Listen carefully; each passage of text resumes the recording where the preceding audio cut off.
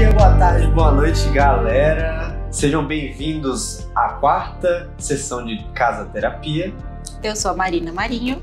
E eu sou o Iago Tarangino, e todas as reformas e todas as mudanças para melhor dependem exclusivamente da aplicação do nosso esforço. Essa frase maravilhosa é do Immanuel Kant, filósofo bastante conhecido, e ela vai servir aqui para introduzir o nosso tema, que é autoconhecimento. E autoconhecimento é o começo da nossa reforma interior. Quando foi que você descobriu que você não se conhecia, Marina? Ontem. É isso aí. Gente, eu acho, né, não sei se você vai concordar, que a gente está sempre se conhecendo, porque a gente está sempre se transformando, a gente está em constante mudança, a nossa vida muda, às vezes por escolha, às vezes não, e isso vai mudando mesmo os nossos gostos, o que a gente gosta de fazer, como que a gente quer estar, às vezes, em determinada situação. Então, acho que o autoconhecimento, ele acompanha a gente durante a vida. Eu acho que não existe isso de, pronto, agora eu me conheço, tá tudo resolvido. Acho que não. Acho que a gente continua buscando se autoconhecer. Você acha que faz sentido? Faz bastante sentido. E você acha que é difícil, justamente por isso, por ser uma mudança constante, você acha que é difícil a gente se conhecer? É difícil porque não é uma coisa que a gente é muito incentivado, assim, a se conhecer. Então, eu acho que a gente meio que tem que ir um pouco contra a maré, né? Eu acho que a gente entra mais no piloto automático. Então, a gente vai vivendo a vida meio que sem prestar atenção na gente, sem prestar atenção no que a gente gosta, sem prestar muita atenção mesmo, assim, no que é que está acontecendo na sua vida hoje. Você, muitas vezes, só segue o fluxo, né?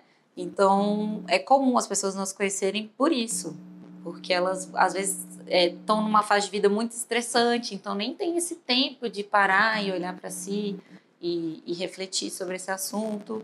E aí, quando vê, é uma bola de neve, assim, você entra num fluxo lá, vai seguindo o padrãozão da sociedade, que as pessoas mandaram você fazer, escola, faculdade, trabalho, família, não sei o quê, e aí você entra nesse padrão e acabou. Poucas vezes você vai parar para pensar, cara, isso faz sentido? Onde que eu tô, né? Quem sou eu?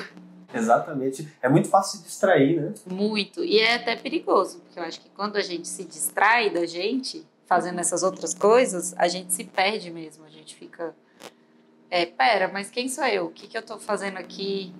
Era isso que eu queria? Aí a gente tenta buscar uma referência. O que é que eu gostava antes? O que eu... Só que às vezes até o de antes não faz mais sentido agora. Porque a gente se transforma, então as coisas mudam. Então eu acho que é normal as pessoas não olharem muito para esse lado, desconhecer. Sim. E é engraçado que você falou que as pessoas buscam muitas vezes lá atrás, e geralmente é na infância que a gente busca as coisas que a gente gostava, né, que a gente queria fazer. O que você acha que tem essa relação meio assim, da nossa infância, os nossos gostos, as coisas que a gente fazia antes, quando a gente era menor, né? Então, eu acho que quando a gente é criança, a gente não vive tanto no modo automático. A gente ainda tem aquela questão da gente ser curioso e de querer testar e aprender. E é claro que é nessa fase também que a gente começa a ser tolhido, que a gente também começa a ser colocado numa caixinha e cobrado para seguir um padrão. Mas a criança pura, assim, ela é bem ingênua, ela quer testar as coisas, ela quer entender o porquê das coisas, ela é tolhida muitas vezes. Então, eu acho que a gente, principalmente quem tem um saudosismo de ter tido uma infância boa, vai tentar buscar essa fase boa. Então, toda vez que você tá numa situação onde você tá meio cansado e tal, você quer se reconectar com você pensa, nossa, o que eu gostava de fazer, né? Quando eu era mais livre, quando eu tinha mais tempo livre. Então, eu acho que casa duas questões, né? O fato da criança em si, ela ter menos responsabilidades, ela tá numa fase mesmo de aprender, de curiar, de testar. E uma segunda questão é dela ter, de fato, tempo livre. Um tempo de ficar sozinha, brincar com ela mesma, olhar para ela mesma, planejar as coisas por ela. E aí eu acho que ela acaba se desenvolvendo muito nesses períodos. Ela se conhece, ela tá querendo se conhecer, então ela testa muitas coisas no processo de autoconhecimento, né? Tem gente que não testa nada. Eu já sei que eu não gosto. A pessoa nunca testou, como é que ela tem tanta certeza assim que ela não gosta, né? Exato. Então, é claro, tem cada situação e muitas coisas diferentes, a gente também não está aqui para julgar, mas é meio que para refletir mesmo o tanto que é importante você ter um tempo só com você. Quando a gente é criança, a gente tem mais esse tempo. A gente tem muito mais tempo livre, né? Exato. Eu acho que é uma das coisas quando a gente vira adulto que a gente tem mais saudades. A gente se preocupa só em viver, né, naquele momento. E aí depois a gente entra em todo aquele sistema escolar que aí já ensina pra gente a não errar, né? Sim. A sempre buscar uma resposta certa para tudo, e é uma resposta que ela é extremamente assertiva. Se você não acerta ela, você errou completamente, você tem que... É punido, né? Você é punido porque perdeu nota, porque não acertou a resposta certa. Então, a gente vem num plano educacional, né? Onde a educação, ela faz a gente só prestar atenção na única resposta certa. Então, a gente já fica muito focado em acertar.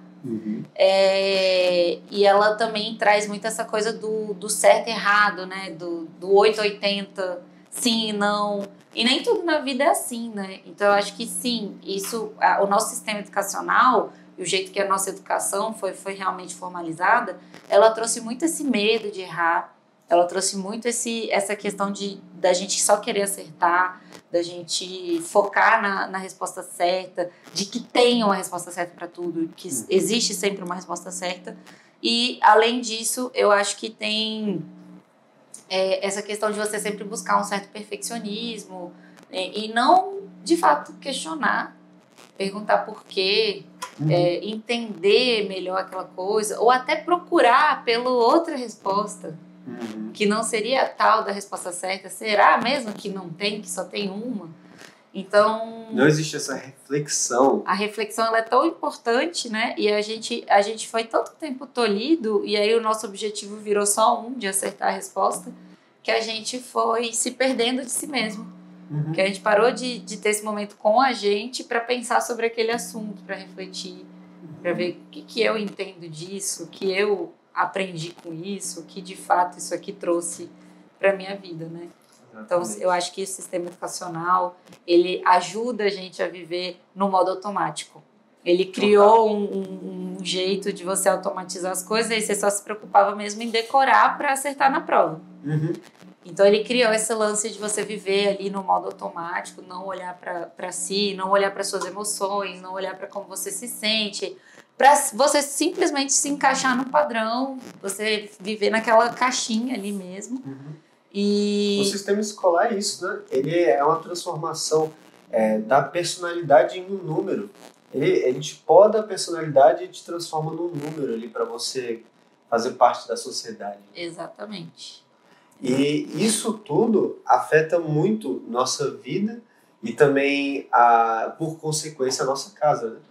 E o que você acha que toda essa massificação do ser humano, toda essa falta de autoconhecimento, como que você acha que isso afeta a casa hoje das pessoas e a vida delas em si? Acho que é na mesma tecla do você não saber muito bem o que é que você gosta e seguir mais o padrão do que a sociedade espera de uma casa, né?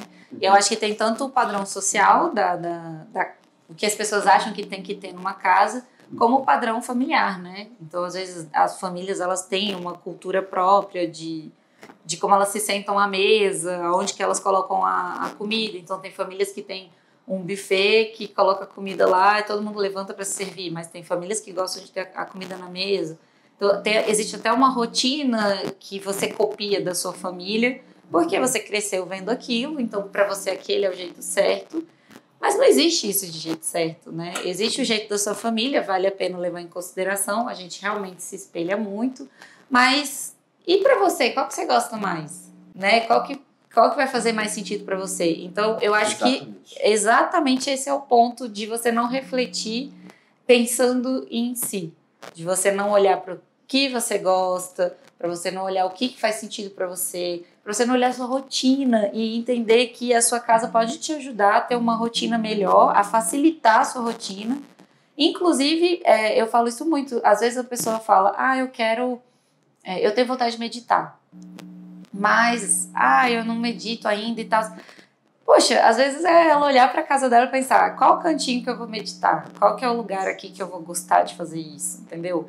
E aí preparar aquele cantinho para aquilo, para ela acordar de manhã e já, o meu cantinho já tá pronto, eu vou estrear ele amanhã. E isso vai ajudar ela a entrar com a meditação na rotina. Então, assim, existe a rotina do que você usa, do que você precisa, de como você faz e usa a casa hoje. E existe a rotina que você gostaria de ter. E a casa pode te ajudar a chegar nessa rotina, né? Você dando esse olhar mais carinhoso e preparando ela para receber a sua rotina no dia seguinte. Então, eu acho que vale sentar, fazer uma lista de como é a sua rotina hoje, né? Para pensar no que é que você pode melhorar na sua casa em cima disso. Pensar também qual seria a sua rotina do futuro. E do futuro, assim, desse sonho, assim, minha rotina de acordar de manhã, fazer meditação e depois, não sei, fazer um café. E aí já pensar como deixar a casa já pré-pronta para esse momento da sua rotina do dia seguinte. E eu acho que também vale olhar mesmo para cada cômodo, sabe? Você parar, olhar para essa sala. Eu amo tudo nessa sala. O que eu mais gosto? Qual lugar que eu gosto mais de ficar? Eu não estou usando direito aquele cantinho ali. Será que tem como eu otimizar ele ou melhorar ele? Tem alguma coisa que eu não tenho que eu acho que dá para entrar aqui? Eu sempre quis ter uma rede, até hoje eu não coloquei. Onde que ela ficaria aqui? Será que cabe? Onde que eu coloco? Então, sempre tem como você olhar mesmo, pausar um momento seu, onde você olha para sua casa e pensa o que eu preciso, o que eu gosto, quais são meus sonhos, minhas ambições, como que funciona a minha rotina, como que eu quero que funcione a minha rotina, o que eu sinto falta, o que eu amo, o que eu posso melhorar e assim poder trazer para casa dela as coisas que de fato vão fazer diferença. Então, por isso que a gente está gravando esse episódio, porque autoconhecimento, ele é extremamente importante para você planejar a sua casa de forma adequada, pensando em você, e para você se conhecer mesmo, e a sua casa, você conseguir amar a sua casa, porque aí ela vai estar encaixadinha ali para te acolher. Exatamente. Você tem um canto na sua casa que você reformou, você mudou, que você tornou melhor ali por se conhecer também? Cara, tem vários cantinhos, assim, que eu fui tentando melhorar e eu testo muito as coisas, né? Eu acho que ao longo do tempo eu fui testando muito, tira desse lugar, põe naquele, faz diferente e tal. O meu escritório mesmo, que é um lugar que eu passo muito tempo nele, eu já mudei várias vezes onde que estão minhas mesas, né? Eu viro pra cá, viro pra lá e tal. E para mim foi necessário fazer essas mudanças para eu ir percebendo o que eu gosto e o que eu não gosto.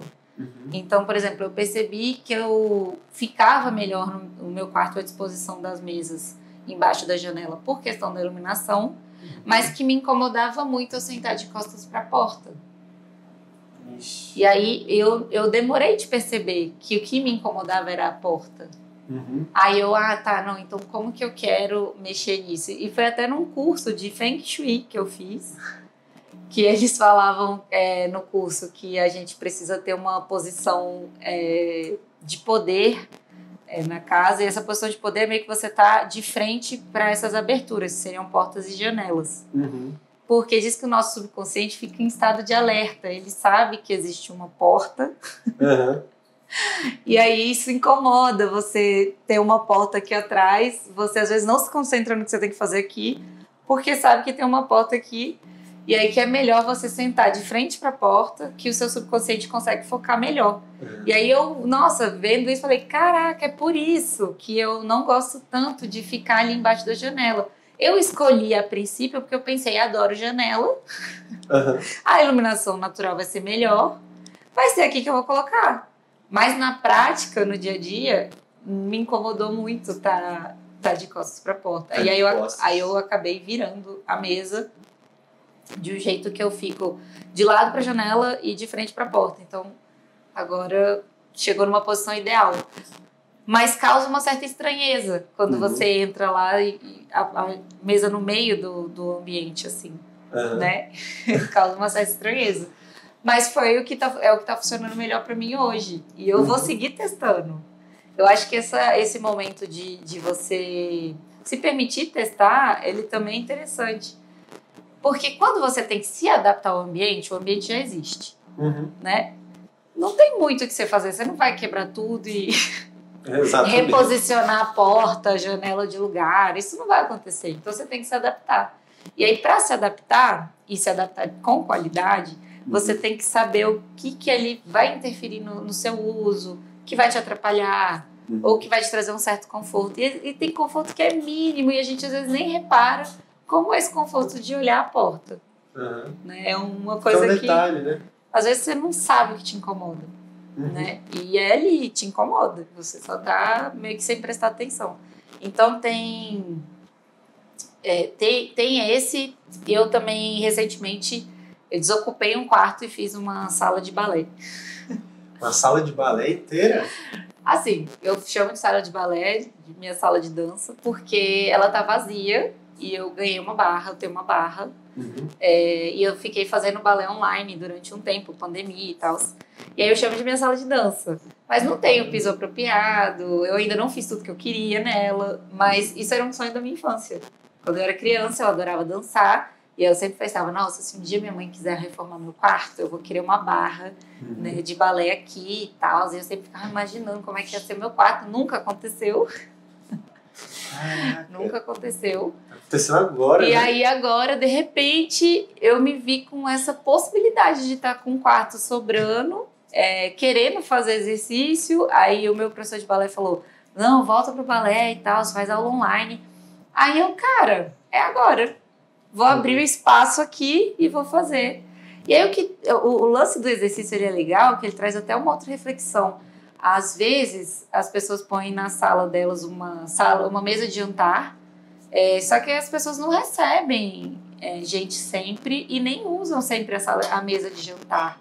Né? E na pandemia, eu acho que muita gente sentiu falta de ter esse espaço de chão livre para fazer exercício físico, né? Para se conectar com o corpo, né? Ter aquele momento corpo mesmo.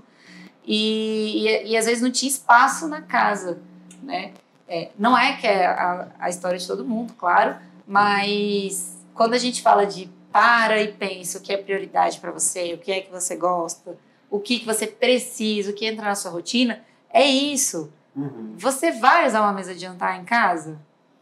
Entendeu?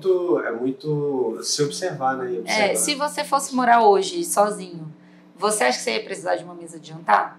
Hoje não. Porque você se imagina indo para um lugar pequeno ou grande?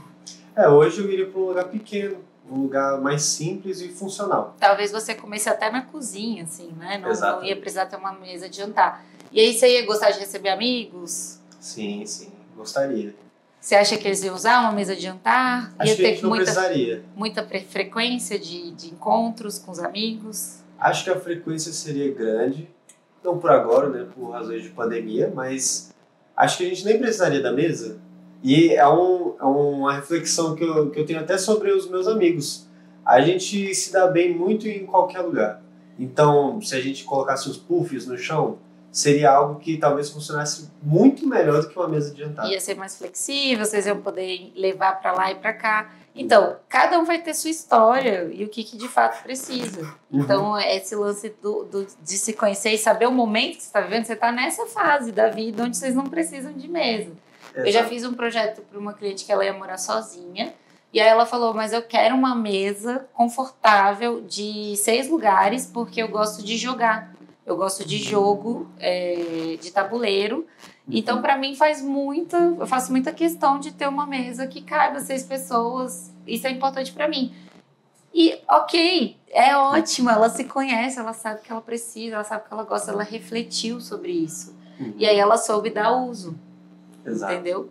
E nem sempre a gente para e reflete, a gente só vai reproduzindo. Casa tem que ter uma sala de TV, uma sala de jantar, uma cozinha, a gente vai reproduzindo assim. Mas tá, o que você quer? O que você gosta? Como é que você vai usar? Você vai usar isso sempre ou não? Né? Então, a gente está trazendo esse lance todo do autoconhecimento para poder mostrar para as pessoas que, olha para você, não adianta fugir. Às vezes, sei que às vezes é ruim olhar pra gente, lidar com alguns problemas, às vezes a nossa vida tá cheia de coisa e tal, mas é mesmo parar e pensar em si e também olhar para sua casa hoje e começar a analisar ela em relação a você mesmo. Em relação ao seu quarto que você reformou, por exemplo, transformou na sala de dança, foi difícil?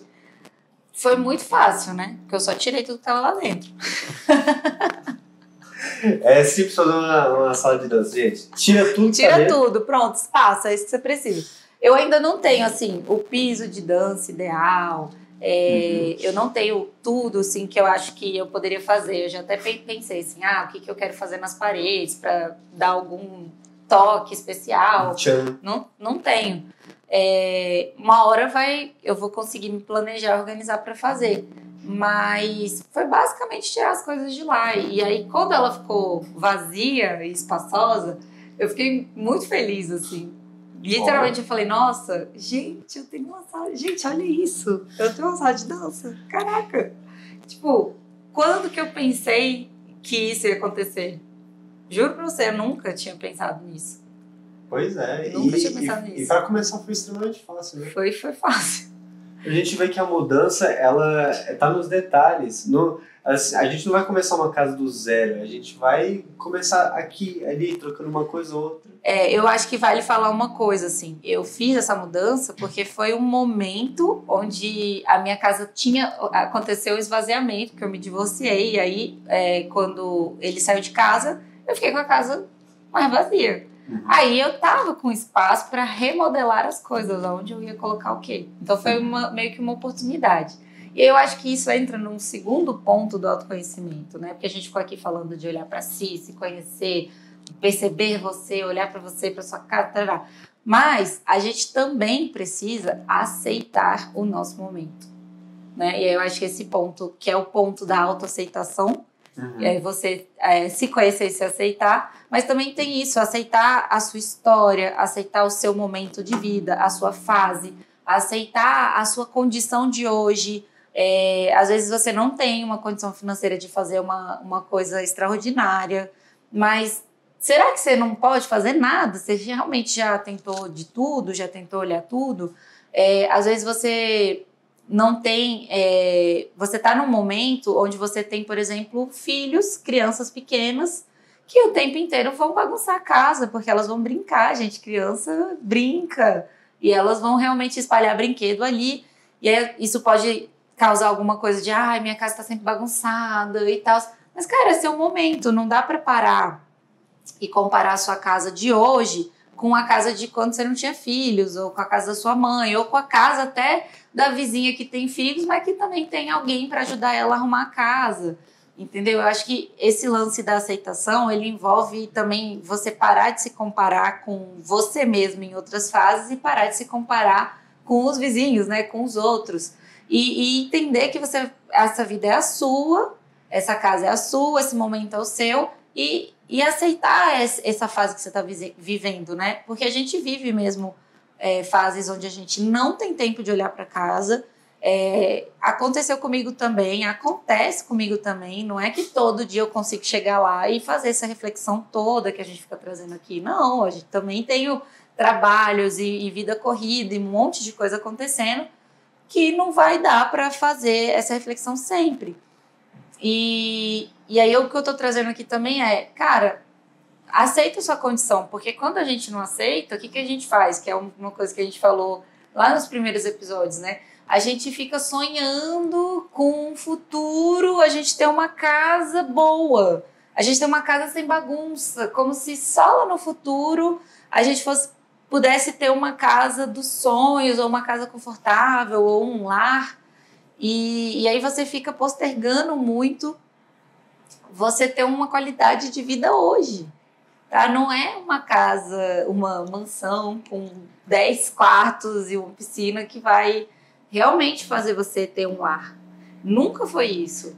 É sempre a construção das pequenas coisas, dos detalhes. É a construção de você cada dia olhar e falar, eu acho que aqui vai ficar bom um quadrinho, acho que eu tô sentindo falta de uma planta. Nossa, aos poucos você constrói a sua casa, né? Então tem que ter paciência com você, aceitar seu momento, aceitar que às vezes você não vai conseguir, você tá numa fase onde os móveis até vão precisar ser realocados, né? Quantas vezes eu vi cliente meu faz uma sala linda, que quando tem filho vira o quê? Brinquedoteca das crianças. Sempre. É o espaço onde elas têm ali para espalhar brinquedo e tal. Hoje em dia, cada vez mais com os apartamentos menores, as crianças ficam no chão da sala. E as crianças, elas precisam brincar também, né? Exato, a casa também é delas, né? Então, assim, às vezes nem foi planejada com a presença delas ali, mas vai ter que usar a casa e a casa vai precisar se adaptar para aquele momento. Né? Eu acho que a pessoa que ela não entende, às vezes, o momento que ela está vivendo, ela até sofre, porque imagina, você tem criança em casa, tudo muda. Às vezes você vai ter que subir as coisas que ficavam embaixo, porque as crianças não podem ter acesso, aí você sobe para não machucar. Às vezes vai tirar até algum móvel que você acha que é muito perigoso. Enfim, as coisas mudam. Então, quando tem filho, eu acho que isso fica muito claro. Acho que fica tipo, E não pode podar também os filhos de brincar, né? De brincar na sala, de brincar nos lugares que assim, não deveriam brincar, né? Segundo os adultos. Pois é, quanto mais você tolia a criança, menos ela vai explorar, menos ela vai realmente gostar daquele espaço que é a casa dela. E se for a casa dela, é chato, né? Ela não ter essa liberdade lá dentro. Eu acho que eu fui muito sortuda em relação à liberdade, assim, dentro da casa, porque meus pais, eles sempre deixaram a gente fazer tudo, assim. E tanto que a gente sempre recebeu muitos amigos, sempre fazer brincadeira, dessas brincadeiras que realmente, tipo, cabana, entre cadeiras, pegava lençol e bagunçava tudo. Então os primos iam lá pra casa, a gente pegava todos os colchões e botava na sala. Então a gente pôde fazer muitas coisas. Eu sempre gostei dessa coisa de decoração de festa. E na casa dos meus pais, eles deixavam eu, às vezes, furar o teto pra botar um ganchinho pra poder pendurar alguma coisa. Que eu sei que a maioria dos meus amigos não tiveram essa liberdade. Quando eu falo assim que eu sou muito grata, as pessoas falam, você é muito criativa e tal, eu reconheço o papel dos meus pais nisso, sabe? Deles terem deixado. Deixou eu explorar, deixou eu, enfim, testar as coisas. E eu vi também na casa dos amigos, da minha família mesmo, de tias e tal, de ter essa restrição, assim. Não faz isso que vai estragar meu piso, não faz isso que vai não sei o quê, de não ter tanta liberdade. Então, eu acho que vale você pensar, para você que tem filhos, pensar nisso, que eles precisam explorar. E aí, é o momento da sua casa se adaptar a essa sua fase, não as crianças terem, às vezes, que se adaptar à casa, né? Eu acho que pode existir um equilíbrio nisso tudo também. Nem sempre vai ser só... vai ser assim, a criança que se vire ou... Porque até entra num outro momento que não é esse que a gente está, da educação mesmo, né? De novo, a gente falando de educação nesse podcast. Mas que é extremamente importante para o autoconhecimento também, né? Sim. Da criança em si. A gente tem muitos traumas, muita coisa de infância, que são as coisas que a gente não vê hoje e que a gente está falando aqui sobre autoconhecimento. Então, impedir a criança de se autoconhecer também, de brincar, de usar as coisas, mesmo que quebre, acho que o valor do bem-estar mental da criança, do futuro e do autoconhecimento dela é muito maior. O autoconhecimento, ele é uma ferramenta que é para você olhar para você, né? Eu nem sei se eu posso chamar assim de ferramenta, mas eu não sei como definir melhor o autoconhecimento, porque ele é um processo que você está sempre passando por ele, você está sempre olhando para você, se transformando, se acompanhando suas mudanças, aceitando o seu momento, aceitando suas condições, aceitando sua fase. Então você está sempre passando por esse processo aí do autoconhecimento. A gente aqui fala muito de casa, então a gente traz alguns exemplos mais de casa, mas no fim das contas, isso aí, ele é importante para tudo. E aí entra uma coisa muito legal, né? Às vezes as pessoas me perguntam, poxa, mas você tá falando muito do eu. Falando muito do eu, me conheço, eu olho para mim e tal, mas e aí, eu divido a casa com alguém, como é que faz? né? Como é que faz se você divide a casa com alguém? E aí a verdade é que o mundo ideal é que os 2 ou 3, ou quem mora nessa casa, que vai de fato dar opinião de como ela vai ser usada, todos se conheçam. E não é sempre o que acontece. Então, eu fico muito triste quando acontece de uma pessoa se abster da responsabilidade de escolher as coisas da casa dela. Sabe? Acontece muito, assim, quando a gente vai fazer projeto para casais, principalmente, às vezes vão falar, não, ela resolve tudo, ela sabe mais e tal. E aí a pessoa se abstém de tomar decisões importantes que vão influenciar todos os dias da vida dela naquele espaço, porque ela não quer parar ali, olhar para ela e refletir. É trabalhoso, às vezes ela não está nesse momento, ela não está conseguindo participar dessa etapa de planejamento da obra de uma casa, e ela acaba perdendo muito, porque vai precisar chegar mesmo num momento onde as pessoas vão precisar sentar e conversar, dialogar. E a gente está partindo aqui do princípio de que um casal tem um bom diálogo, que um escuta o outro, que valida o que o outro pensa, né? Porque são pessoas diferentes. Então, assim, não é que vai resolver tudo, vai dar certo, eles vão chegar sempre num consenso. Às vezes vai ser mais difícil chegar num consenso, às vezes não. Mas se eu me conheço bem, eu sei o que é importante para mim, dificilmente a sua opinião do que você acha que é importante vai abalar a minha. Eu vou falar, olha, eu uso muito esse espaço e para mim assim, sabe, funciona melhor, né? E óbvio que vai ter momentos de concessão num diálogo desse com um casal, né? Então, às vezes um vai falar, poxa, mas eu cozinho mais, então eu posso... eu acho que na cozinha eu preciso disso, disso, disso. Vale o outro pensar, poxa, realmente, você que fica mais na cozinha, então faz do seu jeito, mas eu posso pensar na sala, porque eu fico mais tempo lá, eu gosto mais de ficar lá. E aí vai arrumando estratégias para chegar num consenso, sabe? Então, assim, não é que é fácil, mas é muito mais fácil um casal que os dois se conhecem bem, sabem o que precisam, o que gostam, e dão a opinião, e participam, e constroem juntos, do que um casal que deixa pro outro resolver, e aí no fim depois não gosta, mas também não participou, aí não vai dar, sabe? Não se envolveu, não refletiu no momento que precisava. Ou de um casal que um fica cedendo sempre porque não quer brigar. Aí, não, faz do jeito que você quer, faz do jeito que você quer, faz do jeito que você quer, e às vezes no fim não vai funcionar e vai se arrepender porque, poxa, é um investimento, é um dinheirão. Então, assim, eu acho que quando a gente fica aqui frisando o autoconhecimento é porque ele vai te ajudar a transformar a sua vida, o jeito que você enxerga a sua casa e a tomar decisões. Exatamente. Você decide tudo melhor quando você sabe o que é que você está precisando. Exato. De novo aqui, ó, batendo nessa tecla, o autoconhecimento é extremamente importante.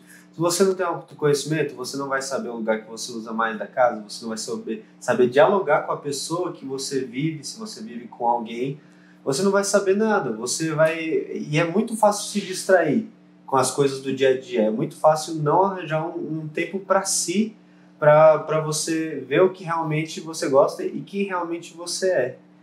E vem uma reflexão ainda disso, quando a gente fala do tempo para si, é porque às vezes um casal começa a conviver tanto que eles começam a pensar, a gente pensa igual, né? Mas não é uma verdade. Então vale sim se afastar ali, ter esses momentos de solitude, de você pensar sozinho o que é importante para você, porque nem sempre vai pensar igualzinho, vai ter algumas coisinhas que faria diferente. E assim, é o lance do não fazer para agradar o outro só. Precisa pensar em você mesmo. Então, cara, se a gente faz muitas escolhas agradando os outros porque a gente não quer ser criticado. E aí entra num outro ponto, né?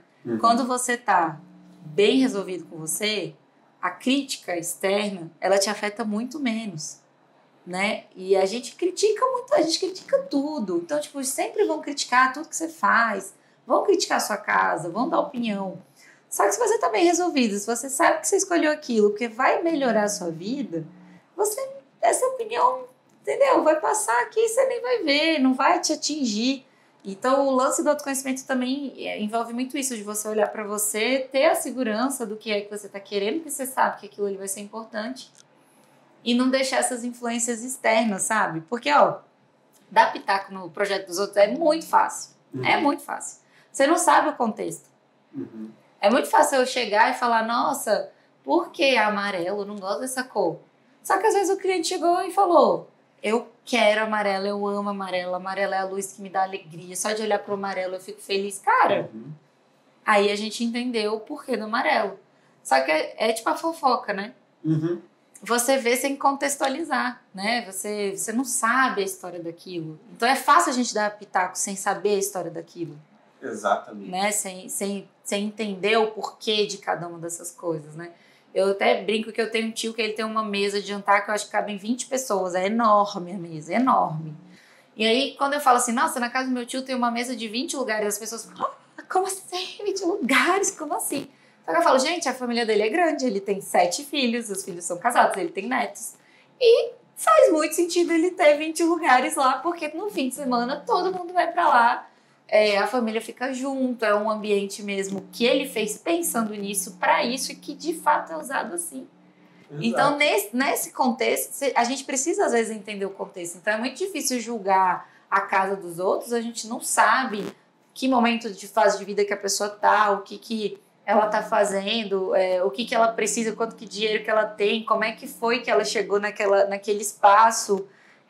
O porquê daqueles móveis, se é imóvel de herança, se é um móvel que alguém emprestou, que ela comprou, que já vinha lá. A gente não sabe nada. Então, assim, não dá pra gente ficar apegado a essas críticas externas, e muito desse nosso falta de autoconhecimento é a gente ficar entrando no modo automático e muito preocupado com a opinião dos outros e bem pouco preocupado com nós. E uma dificuldade tremenda de se acolher, de se olhar e validar você como pessoa, a sua opinião, as suas coisas que vão fazer diferença. Exatamente. E olha o impacto que tem um detalhezinho tão pequeno entre aspas, né? Mas que é você tirar um tempo para si. Você, quando não sabe quem você mesmo é, você se frustra mais fácil, você se deixa levar pela opinião dos outros, você se deixa levar pelo julgamento dos outros, a crítica dos outros sobre a sua própria vida, e você não tem nem como rebater, porque você não se conhece. Então, tomar esse tempo para si tem total importância na sua vida, porque você é a pessoa mais importante da sua vida. E se você não acha isso, talvez você tenha que significar aí coisas na sua vida, porque você é o centro de tudo que acontece nela. E isso afeta totalmente as coisas que acontecem dentro da sua vida. E muito a sua casa também. Porque a sua casa é o seu maior tempo de intimidade, né? Exato. Inclusive, esses momentos que a gente às vezes considera um momento de relaxamento, né? Onde a gente recarrega energia, a gente faz quase tudo dentro de casa. Então, a gente toma banho, né? Um momento de descarrego ali, de botar tudo para fora, é geralmente em casa. A gente se alimenta para ganhar energia em casa. A gente dorme, né? Para restabelecer. Então, tudo isso a gente faz em casa. E esse momento de acolher, ele tá muito... A casa é mesmo o lar, ele é esse espaço de acolhida. Só que quem constrói o lar é você. Então, olhar para si e falar, como que a minha casa pode me acolher melhor? Depende muito mais de você. Ninguém vai fazer isso por você. Até porque se fizer, às vezes não vai ser a melhor acolhida do mundo, porque a pessoa não te conhece, ela não sabe sua história, ela não sabe tudo que você de fato precisa e o melhor jeito de fazer. Procure sempre amar sua casa, usar as coisas que estão na sua casa. Usa bastante tudo, deixa a coisa guardada, não vai levar a nada também. Exato, a sua felicidade ela é mais importante do que o julgamento dos outros. E olha pra você, cara, não tem mais o que fazer, não tem mais o que dizer. Olha pra você, gente. Conclusões então, e uma revisão aí das dicas de como se autoconhecer. Vamos tentar fugir do automático. Vamos tentar parar e observar. Pode escrever e fazer lista da sua rotina de hoje, lista da rotina que você gostaria de ter. Pode fazer lista do que você queria ter na sua casa que você não tem, ou uma lista de espaços favoritos, por que eles são favoritos, ou espaços que eu não gosto tanto e o que eu posso fazer para eles melhorarem. E começar a observar o que você tinha vontade lá no seu passado, que às vezes você ainda não não tem aí na sua casa, ou o que você pode fazer para melhorar a sua rotina, o seu acolhimento, a sua chegada em casa, esses momentos de tomar banho, comer, dormir, como é que você pode melhorar esses momentos de acolhida, e que é extremamente importante conseguir um tempinho sozinho, para você sozinho pensar nisso, refletir sobre isso, para você saber o que é melhor para você, não deixar se influenciar pelos outros, entender que não tem uma resposta certa para as coisas e que você precisa aceitar também seu momento, além de se conhecer, aceitar esse momento que você está vivendo na vida, essa fase. As coisas mudam e a gente está em constante transformação, tentando buscar o nosso autoconhecimento de hoje. Exatamente. Presta atenção nos detalhes. É isso, gente. Muito obrigado por terem ficado até aqui. Essa é a primeira parte do nosso tema de autoconhecimento.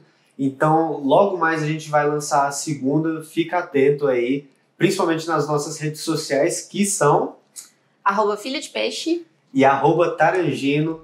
Muito obrigado por vocês estarem até aqui. E a gente se vê no próximo episódio, viu? Beijo! Valeu, galera!